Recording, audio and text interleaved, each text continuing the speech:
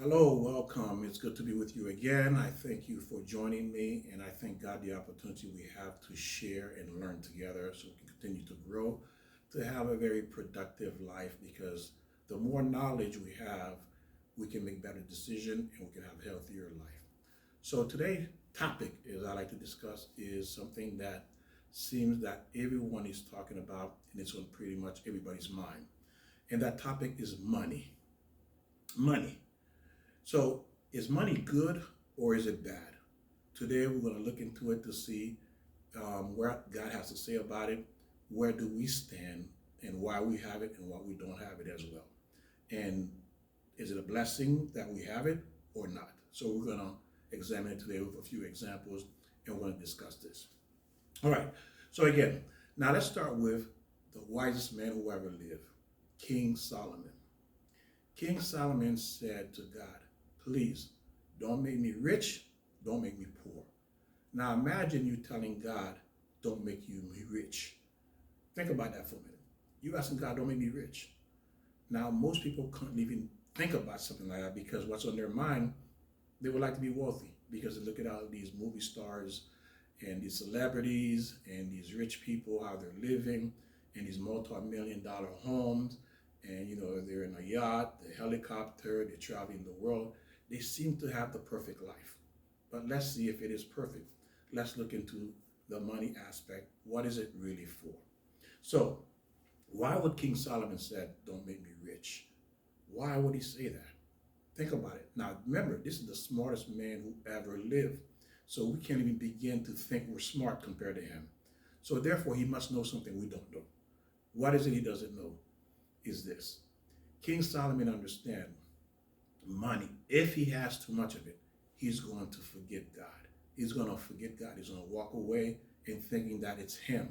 He's the one with the power. He's the one with the ability, and he can do whatever he does. Because money give a sense of ability, give a sense that I can do whatever I like. I'm untouchable.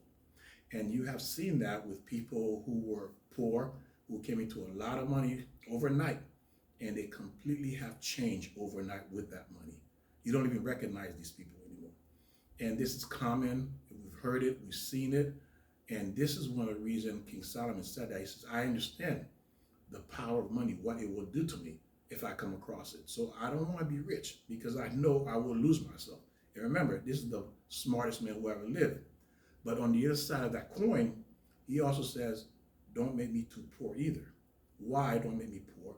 Because he says, if you make me poor or too poor, I'm going to steal. I'm going to sin. So just keep me right in the middle. Okay? Not rich and not poor. Right in the middle. Now, let's look at money. So, what does it do? Who has? Satan's been giving tremendous amount of power over money, meaning that he can use that money to tempt you, to destroy you. This is why he gets the most power is through money. Money is a huge temptation for every human being. It's a huge temptation. So let's look at its purpose. What is the purpose of money? Is it for us to obtain wealth? Is that our purpose here? To chase money? Well, let's look at this. We have 8 billion people in the world. Now, I'm going to ask you this question. I want you to think about this. How many people you know personally close to you who's rich? Think about it for a minute. If that was the purpose, then you could name a few people off the top of your head. If money was the purpose, it would be a small percentage of the population that would be poor because that's the purpose we're here. It would be because of money. So we wouldn't be struggling to obtain it. But if you look at it, out of 8 billion people, if you look at it, how many truly wealthy people you know that has money? Think about it. These celebrities, we can talk about Bill Gates, Warren Buffett, the guy from Amazon, Tesla. But again, how many can you count on one hand or both hands that you know that has that kind of money? Now, out of 8 billion people, I can only come up with maybe 5 or 10 people from the top of my head and have to struggle to get the other 5 to name those people with that kind of money. So it can't be the purpose. It cannot be the purpose. What is the purpose of the money? Now, again, we think money will solve our problem. So Why do some have it and some don't? Why is a small part of people or the small part of population have it? Well, let's look at it from this perspective. Imagine you had $100 million. Okay, you had $100 million, and you're sentenced to life in prison, but you have a way out. You have a way out. The judge says you pay $100 million, you're not going to spend 30 years in prison. You go free. Think about what I just said. You go free. But of course, you're going to be broke, but $100 million bail you out of the problem. Now, let's imagine now you're in a hospital bed and you cannot move. You're paralyzed from your neck down. The only thing you can move is your lips and your eyes. That's it. And they came to you and says, you give me $100 million, you can walk off this bed. How many people would take that opportunity? All of us would. Why? Because now we have a mean to get out of a serious trouble we're in. It's a mean to get out of the situation that we may be in. So the question is, why do these people have this kind of money? So much money. Can we really spend $100 million? Now think about you right now, where you are in life. Do you have an apartment? Do you have a house? Do you have a car? Do you have a job? You're getting by, right? You may be scraping by, but you're getting by. So in other words, you're surviving, you're making it. So if you were to get $100 million, what would you do with it? Do you really need all that money? No, we don't really need all that money. Once you purchase your house, your car is paid off, what do you do with the rest of the money? Are you just going to sit on that money? Think about it. Why would you be given that kind of money? This is where it's going. People who have that kind of money, ladies and gentlemen, is because they're not going to see heaven. They're so bad off. The shape they're in is so bad. God says, just like those in the hospital bed, just like the one going to prison, he said, I'm going to give you money. I'm giving you a chance. Not that I'm abandoning you, but I'm giving you a chance to get out of prison. I'm giving you a chance to get out of the bed. I'm giving you this money to do so much good. In another way, or another sense of looking at it, you're buying your way into heaven. Because with this money, you can do so much good, I can let you into heaven. All these people that's suffering, let's say that you have $100 million, you take $1 million for yourself, and you use all that to buy pretty much everybody that, let's say for these people who serve in the military, who are homeless, and you decide to buy every one of them a home. Well, you did a wonderful thing. You decide to give to charity. You decide to give to cancer, children with cancer. You decide to give to the elderly who are starving, who don't have food, which don't have food. You decide to give these people or try to help these people with the money you've been given. Look how much good you could do with it. Because that good allows you to get into heaven. Because where you are now, you're not going to make it. But I'm giving you a way out. This is what the money is used for. Imagine all that money, because it can't be spent. So what else would I have it for? To do good. And these people who have that money is because they specifically is for them, because this is their last chance to get out of jail ticket. This is why King Solomon said, don't make me rich, don't make me too poor, because he understands that's not why we're here, is to not have that kind of money. So then why the purpose? These people who have it is because they're not going to see heaven. So God's given them a way out. Now, if you look at it again, how another flip side to that. Now, this is a good side where you use the money for something good, for you to make it to heaven, okay? And for you to do good, to help other people. Now, let's look at what happened to those people who don't do good with it.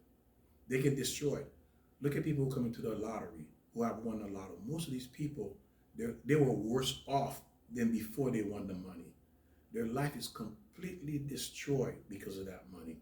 Look at celebrities, child celebrities, their life completely destroyed because of the money. They're into drugs, they're into alcohol, they become homeless, some even have died because of the money. So what good did you see that came from them earning that kind of money being celebrities? It's not a successful story. Most people don't have a successful story to speak about having all this wealth as a child star and having obtained all this money. You would think they would be set for life. In actuality, these people have destroyed themselves. And people who have come across money very quickly they get destroyed. And if you look at stars, celebrities, athletes, once their career is over, after 4 years later, they lose the money. They're back home. They're worse off than before. So money is something that we admire. We all want it. But does it serve a good purpose? The only time money will serve a good purpose is if it's used accordingly, if it's used for the purpose it was given to you. You've been entrusted with a huge amount of money, and people who have a lot of money have a huge responsibility. They just don't know it. They have a huge responsibility. They have no idea. They are on the edge. They're walking on a thin line because the money or the purpose of that money they've been entrusted with is to help them. And they're thinking they earned it. It's their own intelligence, their own wisdom, their own planning, preparation. They invest in the right market or they open the right business is why they're successful. No, money does not come from us, our own doing. It doesn't come from our own effort. Money comes from God, and the purpose of it is you have to use it for good. There is no other reason why money is given. Now, of course, that level of money, that kind of wealth, that's the purpose of it, for you to do good. Now, of course, we all need money to survive. We have bills to pay, light, water, rent, take care of our children. That's understandable. But that type of money is for a specific purpose. This is why only a small or a handful of people have that kind of money. Now, they're thinking they're better than you. They really do, but they have no idea the shape they're in. They don't understand their condition.